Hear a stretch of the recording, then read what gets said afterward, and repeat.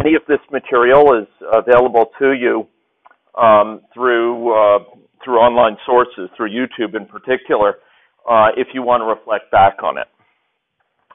So this workshop for this week takes place in two pieces. The first 2 days are distinctive from the latter 2 days. So Tuesday and Wednesday, today and tomorrow, we'll be addressing higher level issues within the applications of these techniques of dynamic modeling within the health service network context. And then in the following 2 days, Thursday and Friday, we'll be going into a little bit more detail about what these models look like, how they function, how you can interact with them, how you can modify them, perhaps use them to investigate particular scenarios of interest. So some of you in this room are here for the full 4 days, and some of you are here for the first 2, and we'll try to address the unique interests of each of those groups with the way the schedule is structured. So what brings us together in this week is the need to grapple with complexity in health, the need to grapple with health challenges that are simultaneously pressing and vexing, where we're dealing with a set of choices that have to be made, which are associated with costs, large need for investment of time and energy, and which have uncertain trade-offs. We're dealing with a need to reason about making decisions in ways that may change the system to something we've never seen before. And for that task in this week, and in our broader work, we're leveraging this technique known as dynamic modeling. You're going to hear a lot about dynamic modeling, and you're going to see a lot of dynamic models over the course of the next 2 or 4 days. These models serve many roles. At the most deep level, they take theory out of our head and put it in a place, an explicit form that many people can look at, critique, and refine together.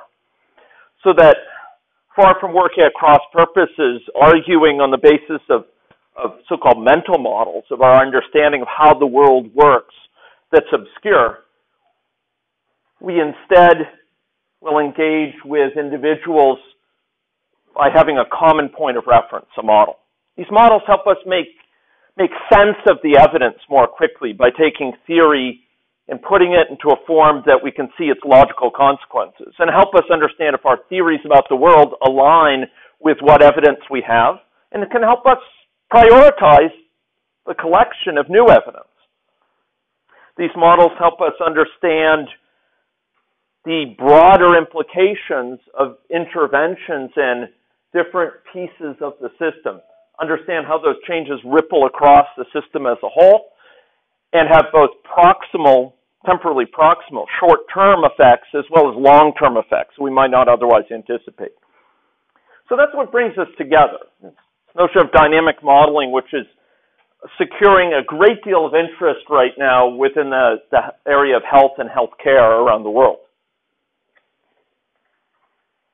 But within today's boot camp, we'll have a limited opportunity to cover all aspects of it. So I'll try to clue you in within this introduction to what we will be doing, recognizing that we'll be just touching the surface, as it were, of a fairly deep topic. So within this week, we've incorporated a bit of what I would call hybrid vigor, in the sense that we have a set of plenary lectures planned. Lectures where you'll hear me hold forth on a variety of topics that I believe are of central importance in understanding this dynamic modeling enterprise. And you'll be able to interact with models. Starting within just 15 minutes or so, you'll actually have the chance to interact with some models, take a look at what's involved in running them, and understanding behavior over time from these models. So much of what you'll be seeing will take place in this room. But we have a set of plans to divide that between lectures and discussion periods, because we believe getting feedback, getting questions, getting particular inquiry about applications of this materials to particular areas of interest to you is of central importance within the context of this boot camp. And so we're going to really be pushing on this issue of discussion periods. Those will take place in this room as well as over in the faculty club here on campus, where we'll be holding lunches. I hope you'll take good opportunities to talk with many of the staff that are here, many of the other folks who are helping out with this boot camp, who I'll be introducing in just a minute.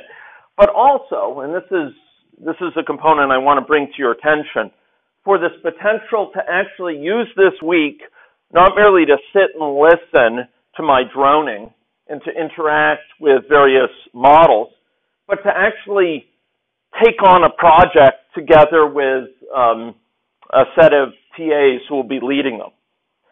So maybe I'll do my first introductions there.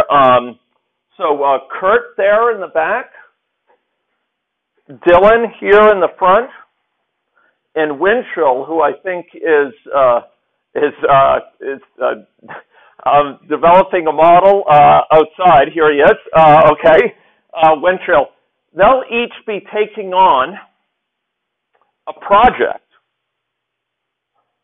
And from whence will those projects come? Who will give them those project ideas? You will.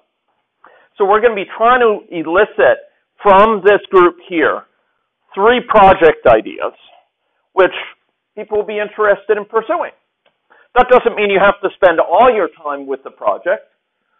The elves may work sort of on their own for little bits of time. You may want to come back for lectures here. You may want to ask questions in some of these discussion periods. But there'll be projects going on now through Friday, which will hopefully shed light to you on some of the ways that an actual modeling project might function. Naturally, these are smaller projects. They're not going to be complete. There's a lot of things we don't have time to pursue, but they'll give you a flavor of how this sort of modeling works. So if you're feeling antsy, if you're feeling that the lectures are going over your head, or you're not that engaged by what you hear in the classroom, please be encouraged to go participate in these projects. And instead of me talking, you'll be talking for much of it, explaining your understanding of how your areas of concern work, explaining to folks like Kurt and Winchell and Dylan what the concerns are there, what sort of questions you're trying to address, what sort of problems you're trying to work with, and they'll be working with you to actually build a model that tries to grapple with these issues. Now, you'll notice, I think all of you have gotten booklets. Is that right? Does anyone not have a booklet here? Okay. So perhaps someone could get Joachim a booklet here. Within that booklet, 2 pages in, you'll see an agenda. And this agenda is color-coded by the nature of the session. You can look at a glance for what are discussion periods, what are lectures, what components are being held at the faculty club, etc. So please take a look at that agenda and browse it, because it will be it'll be helpful for sort of dividing your time between project work and this schedule. Something I really want to emphasize, to adapt Clausewitz, the military strategist, no plan survives contact with the boot camp participants. And I'm expecting the schedule to evolve, potentially drastically, as I get to understand your particular interests, your particular types of questions, the things that are troubling you, the things that you'd really like to hear about. And I welcome feedback that can shape this. Just be aware that the schedule is a dynamic quantity itself. We're studying dynamic modeling, and we'll be learning about dynamic schedules. To that end, we have a big placard outside. It's on a tripod, where there's going to be posted each half day agenda for that half day. That will reflect the latest understanding of the schedule. So the one in your books is ossified on paper. I can't change it now. But be aware that as the schedule evolves, we'll try to put it onto the placard so you know what's coming up in light of the learning that's gone on. And again, I'd encourage you to speak with myself or any of the TAs regarding feedback you have. I'd mentioned that the lectures here are being recorded, including this very one. I'm recording specifically what's called a screencast. This is not a full video of me wandering around the bear pit. And unfortunately, it doesn't have very good audio pickup from you. What it is a video of my screen with audio, the sort of thing that you might post on YouTube to show how you use a piece of software. These slides are captured. You can find it here as linked to from this so-called tiny URL. And you'll notice that there's another very similar URL here for the materials for the workshop. So I'm going to annotate this. One will be videos for the workshop. The other, it says materials for the workshop. In one case, it will lead you to YouTube, where starting this morning, videos will be posted. In the other case, it will lead you to Google Drive, where you can download some models, including in just a few minutes. The audio pickup from here, from your side, is poor. I wear this thing around so I can wander easily around the room, and it will still pick up my voice, but it doesn't do a very good job picking up your voices. So I will try to remember to repeat your questions when I hear them, but I will inevitably, being an absent-minded professor, I will inevitably forget. I'm going to ask the TAs and yourself to ask me to sort of restate questions as best I've heard them for that to be recorded. As I noted, there's a set of materials online. It's listed here and on the other board. These materials, in contrast to the videos, these materials include example models. They will also, as slides get delivered, they'll include slides and models built in class. So please make a note of this.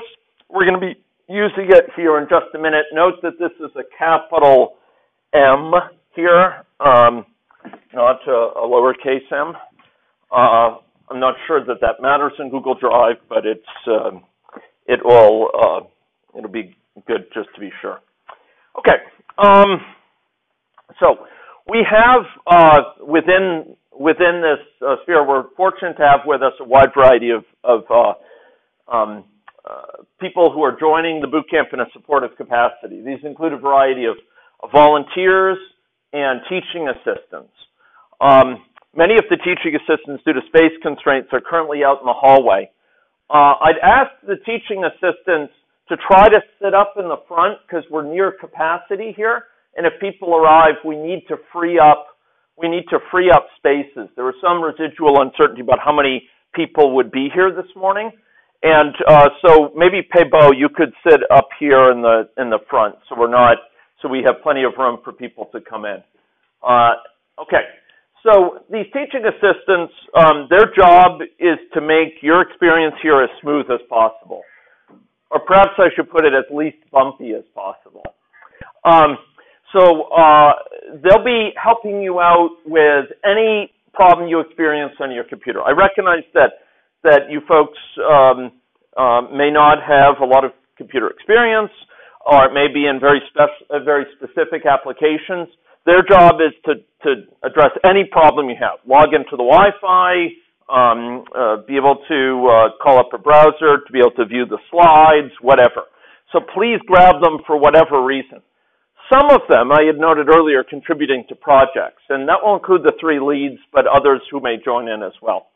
In some cases, they'll be discussing examples of models that they've built for our context here in Saskatchewan often, and brainstorming with you on potential applications. So please use them as good resources. Just grab one.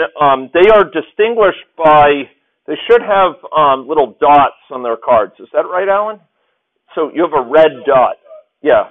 So if you see dots on this, it's an indication they're a TA or volunteer. So please, if you see a dot, grab if you need it, of course. Okay.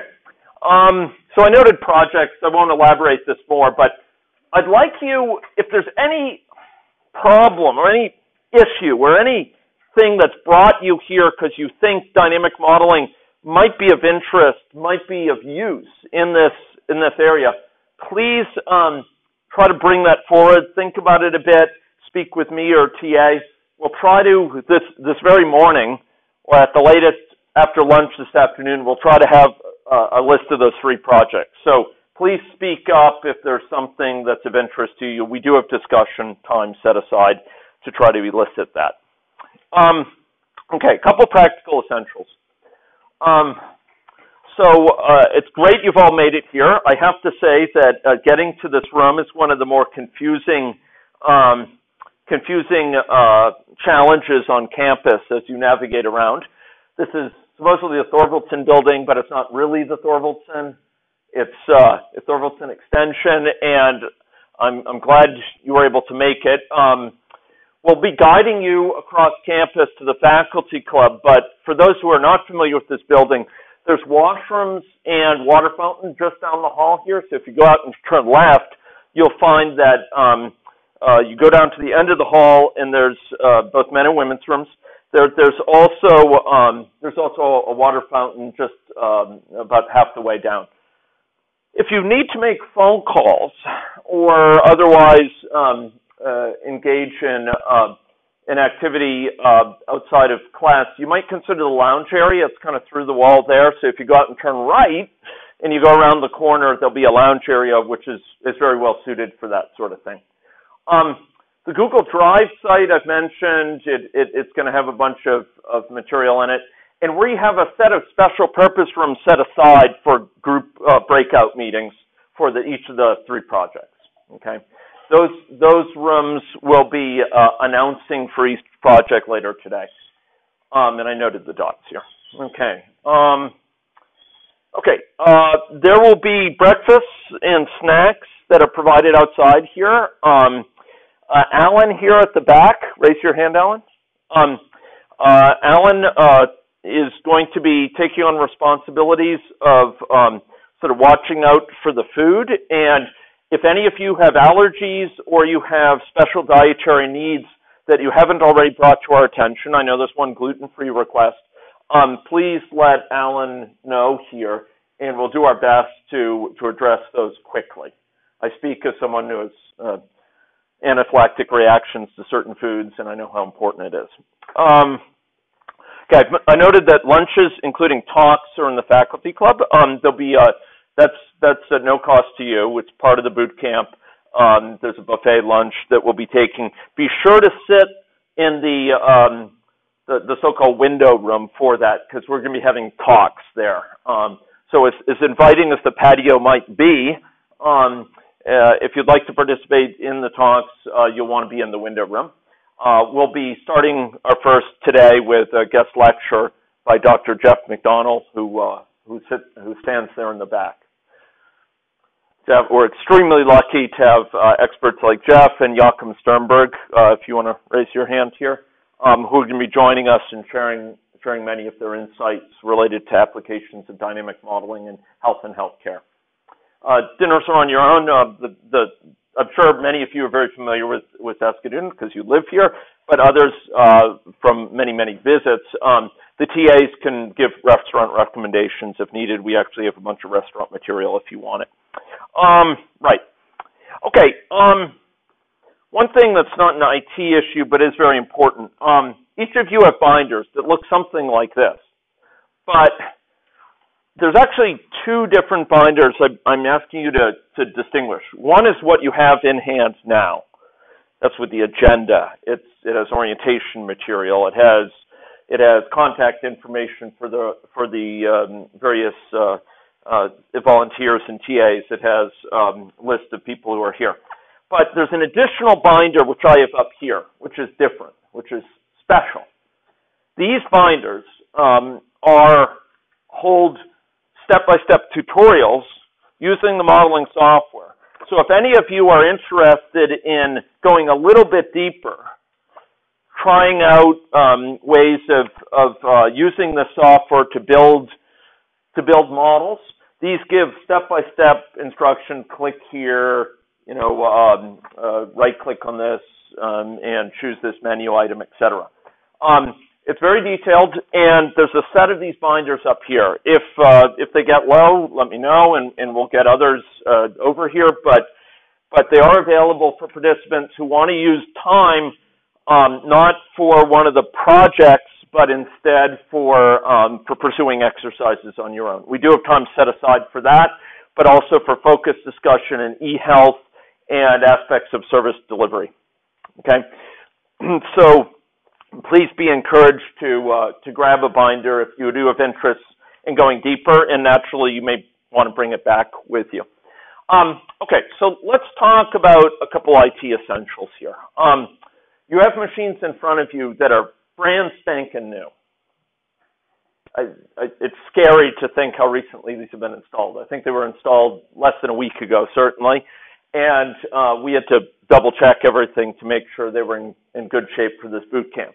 The good side of that is that they are very fast and well adapted for the needs of the boot camp.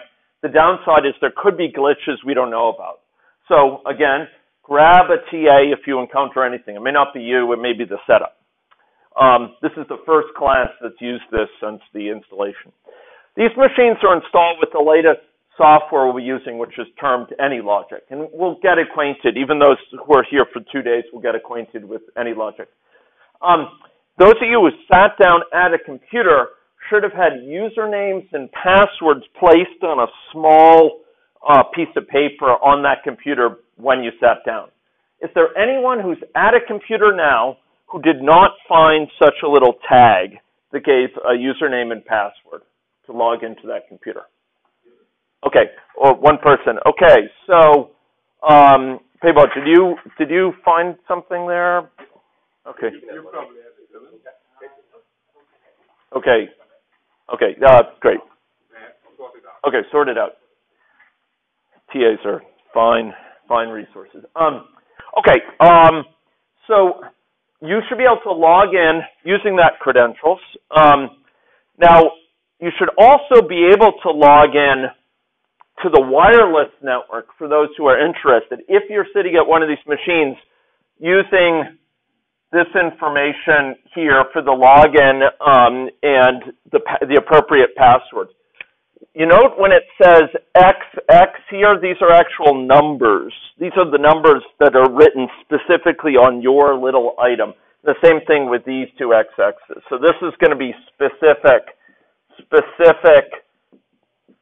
numbers for your case.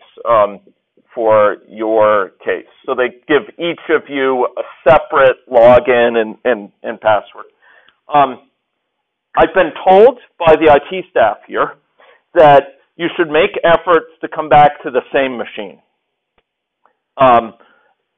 It will load faster, and I don't fully appreciate all the differences, but apparently it's somewhat desirable if you reuse the same machine. I don't think it's a disaster I know it's not a disaster if you shift around, but it's ideal if you could come back to the same machine. So please bear that in mind when you sit down tomorrow and in subsequent days. But do realize that you can log in using this information and this password here for the wireless network. And that's with U of S-Secure network. So if any of you are using laptops, you may want to do that. These computers all are on Ethernet. They're all on a plug, so you don't have to actually log into wireless from these computers. Any questions? Anyone having trouble logging in? Okay. Okay. So once you're logged into a machine, you should be able to find some resources where we're going to be putting materials using a certain location. I think I'm going to defer this till I actually start putting the first set of materials there, and then I'll go through it with everyone step by step. But we're going to be putting example models, the binder content, lecture slides, etc. there. Okay. I think that's it. Kurt, any issues with the wireless network they should know about? Again, it's U of S-secure, right? That should work with all the people who have computers here. Now, another IT point, some of you may wish to use the software that we're going to be leaning on throughout the week on your own personal laptops. And you should be able to do that quite readily. I'm going to show you a site where you can go download that software should you choose to do so. So the software is at anylogic.com here. And if you go there and you go to downloads, you should be able to download the PLE. You notice it's marked free, and you can download a Windows PLE and AnyLogic for Mac PLE. Probably not too many of you using Linux, but it's also available. So this would allow you to actually download the same software that's running on these machines for your own laptop and install it at no charge. And you could then run all the models that we're running here. So if any of you are interested in doing that, it's an easy install, but again, grab a TA and they can help you with that. If you prefer to use your laptop rather than these machines, feel free to do so. Just try to sit in a place which will free up another machine, free up the machine you would have sat in for others if you can, because we are close to capacity for these first 2 days. Okay, so again, that's anylogic.com, and it's /downloads here. And so I'll put that up on the board here.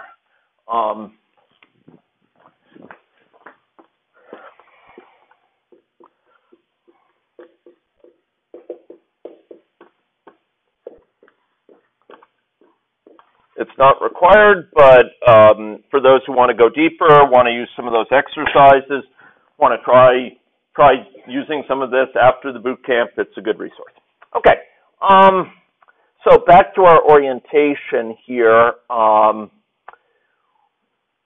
We're going to be discussing a variety of materials this morning, but I think we'll probably leave this as this. I should note that these exercises have a structured form to them, and if you go to the exercises, you'll find that there's prerequisites listed, and these slides will be available in case you want to guide yourself on the best way to sort of navigate these exercises. I'll try to make this slide available for your easy download. Okay, so that was a bit of orientation. Any questions related to that? Questions about the structure of the boot camp, questions related to what we'll be covering, questions related to some of the logistics. No? Okay. So we'll be moving and shifting gears now to an interactive exercise that will expose